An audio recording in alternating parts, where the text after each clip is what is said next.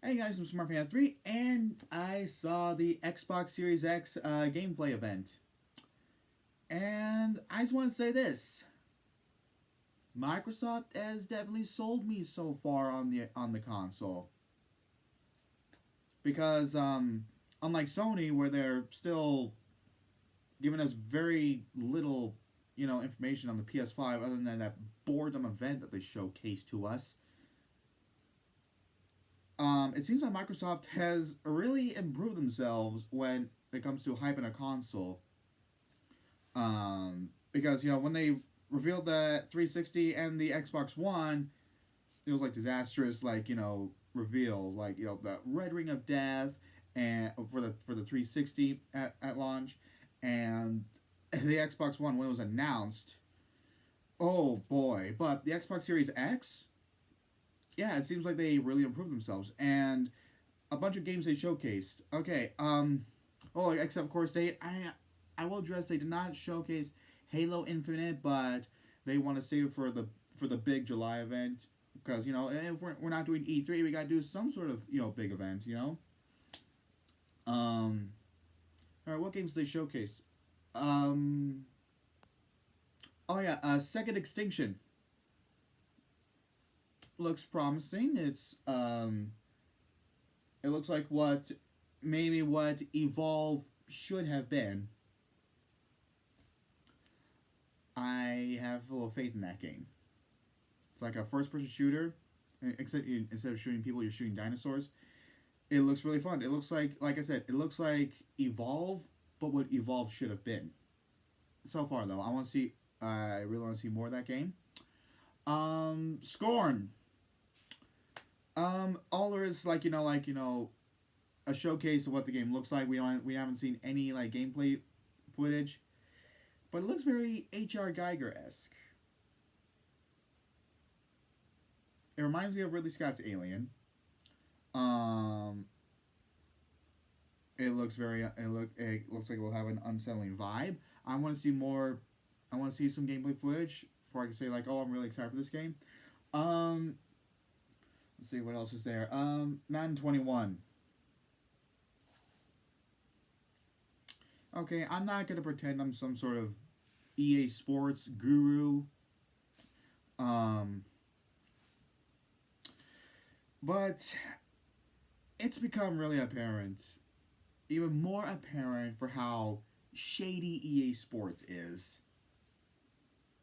It's become more obvious that they're catering towards the casual players who don't really care about anything that goes on behind the scenes. They don't care about any of that. They'll buy the game because their favorite football players in it. It doesn't matter how much content is lacking or that stupid, uh, ultimate team mode.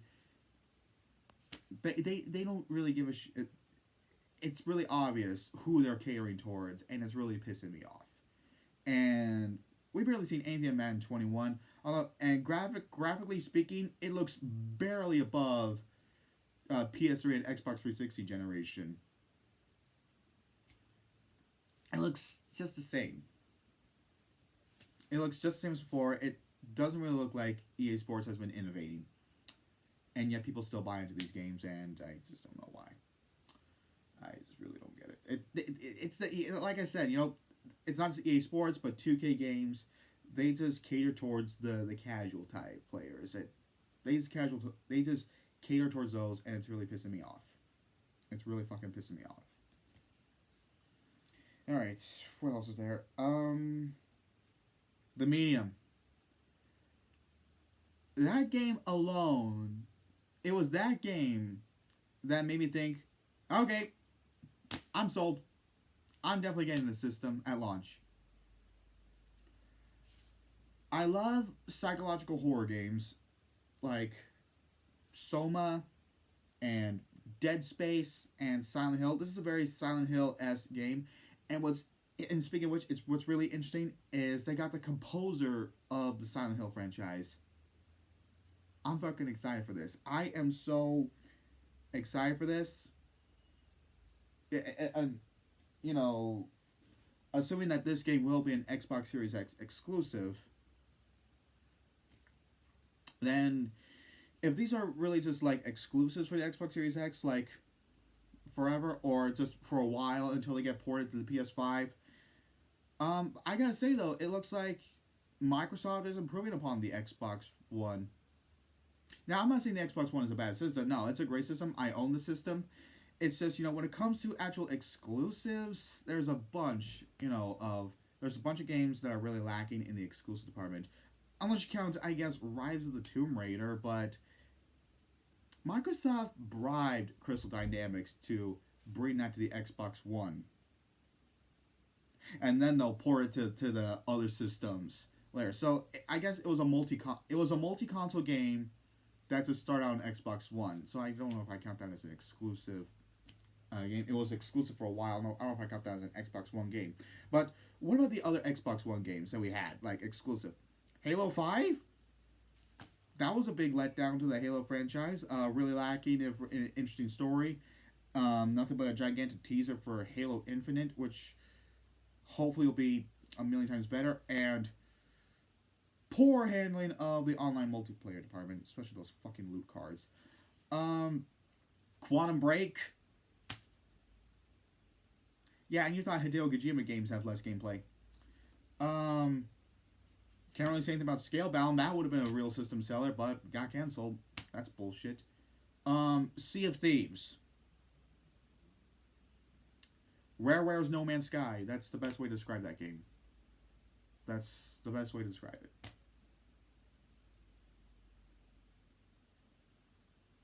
So, yeah, I think the Xbox Series X looks like it'll do a lot of improvements over the Xbox One. Make a lot of improvements over the Xbox One, have better exclusive titles. And these games are slated to come out at launch or holiday around the launch of the Xbox Series X, Halo Infinite, and the Medium. Very excited for that. And Scorn. I want to see how these games do. And I will, in case you're wondering, I will get the PS5. But so far, Sony hasn't really convinced me to buy the system at launch. Like I said, I will buy the PS5 because I'm the type of gamer who wants to support all companies and all their consoles. I don't really pick sides that way. But it seems that Microsoft has been moving me towards their system a lot more than Sony is bringing me towards their PS5 at launch, at least. So that's enough about the Xbox Series X. Time to get some user questions. This first question comes from Mental Fan 2004. What's your favorite Charlie Kaufman movie? Well, it's similar to the question you asked me about the Nicolas Cage one, with my favorite being Adaptation. So Adaptation is my favorite Charlie Kaufman movie, and for the reasons I've stated before. Well, if you want another one, it would have to be Eternal Sunshine of the Spotless Mind. It's also another one of my favorite movies. It's one of Jim Carrey's best performances. I love the chemistry he had with Kate Winslet and the bizarre, mind-warping sequences that was like Alice World, just crazy, yet very captivating. It is absolutely, it is a beautiful film. I love Eternal Sunshine. Although it's not really exactly a date movie. I wouldn't exactly call it that. Alright, next question comes from Tavia Smoka. What's your favorite DC animated movies from the past decade? I haven't really watched any of those DC animated movies. Like, I'm aware of them. I'm aware of a majority of them, like Justice League Dark and Batman: The Killing Joke, Batman: Dark Knight Returns, parts 1 and 2. I'm aware of them. I haven't seen them. Alright, next question comes from Aaron Kramers. If you had to learn a song you dislike the most on the guitar, what would it be? Oh boy.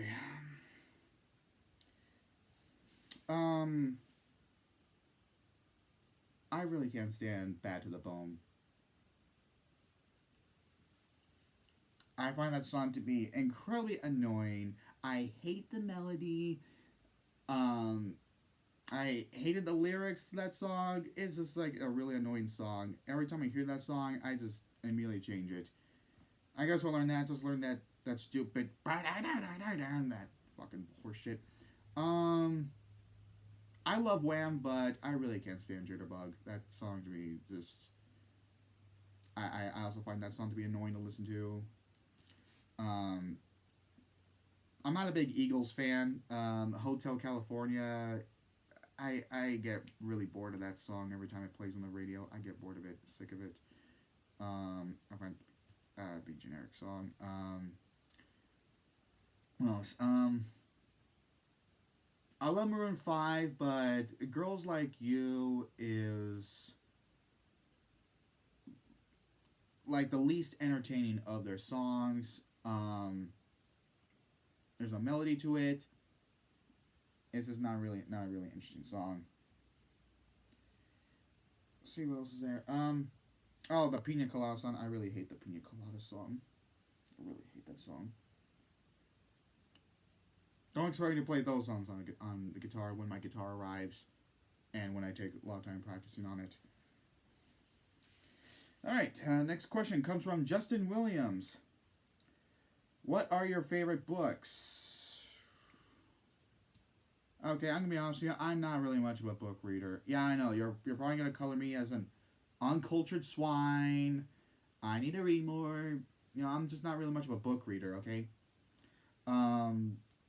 That being said, though, I guess, you know, why I read in school, To Kill a Mockingbird. It's a classic. I love To Kill a Mockingbird. Maybe it's because I love the movie.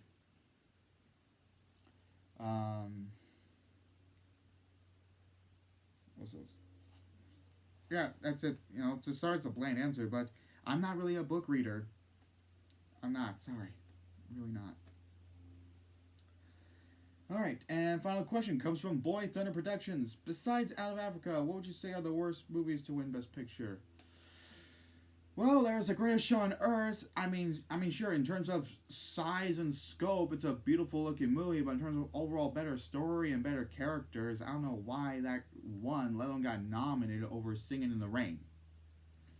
Let's see, what else is there?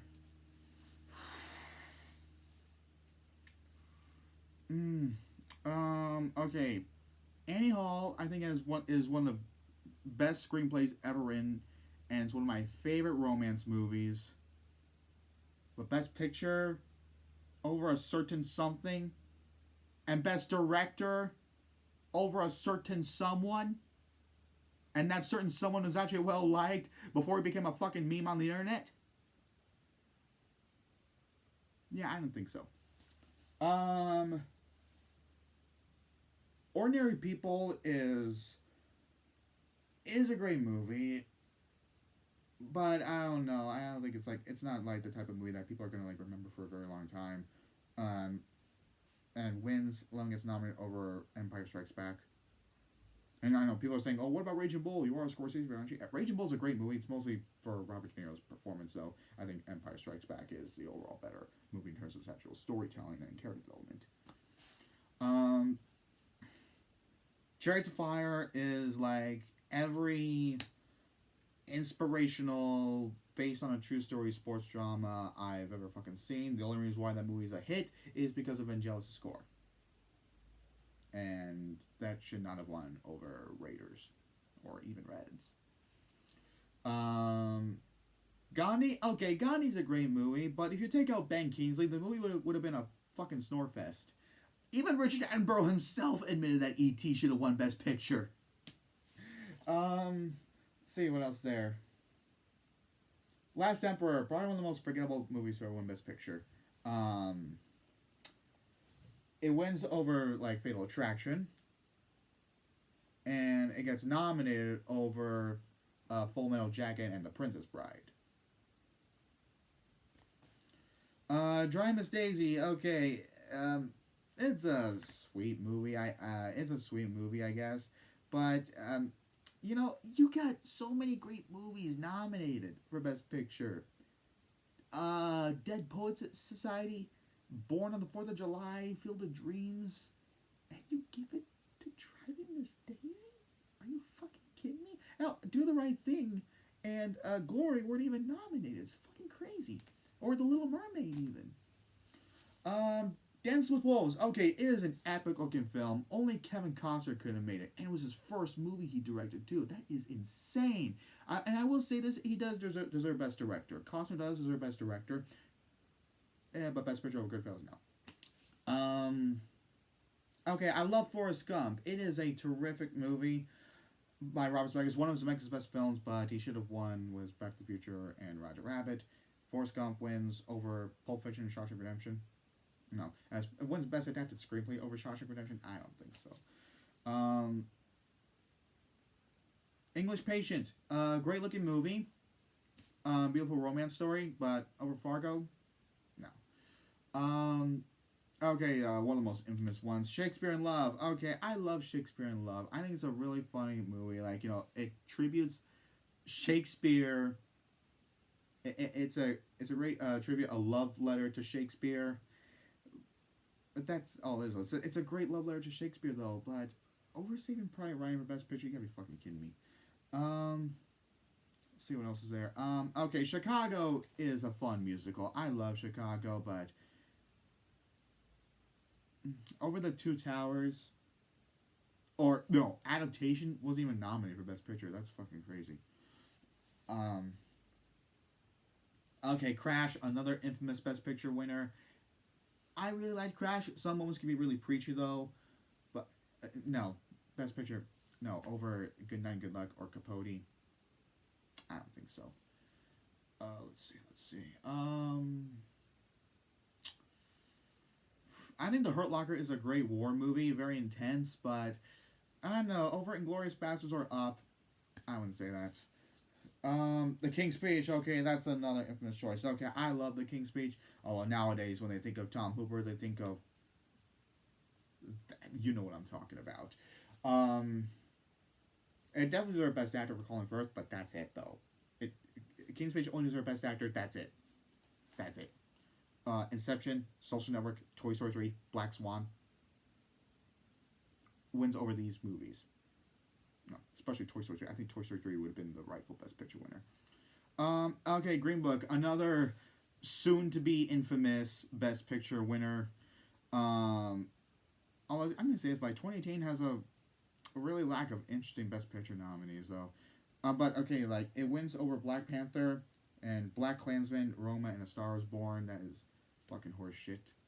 I think Black Klansman would be the right choice. Even though Star Is Born was my favorite movie of 2018, I think the rightful winner for Best Picture that year would have been Black Klansman. Oh, Oliver, that's another one. It's a fine musical, but, you know, 1968 is one of the best years for movies. It's one of the best years for movies. Once Upon a Time in the West, The Producers, Rosemary's Baby, 2001, A Space Odyssey. What is wrong with the Academy these days? No, even back then there was something wrong with the Academy. So many things wrong with the Academy. So many fucking things wrong. Oh, and Around the World in 80 Days. 1956, the year of epic films. Giant, 10 Commandments, The King and I. Around the World in 80 Days? Really? Really? Come on, man. Come on. So yeah, those are my picks, I guess. And that's it for this week's Q&A episode, guys. Hope you like this.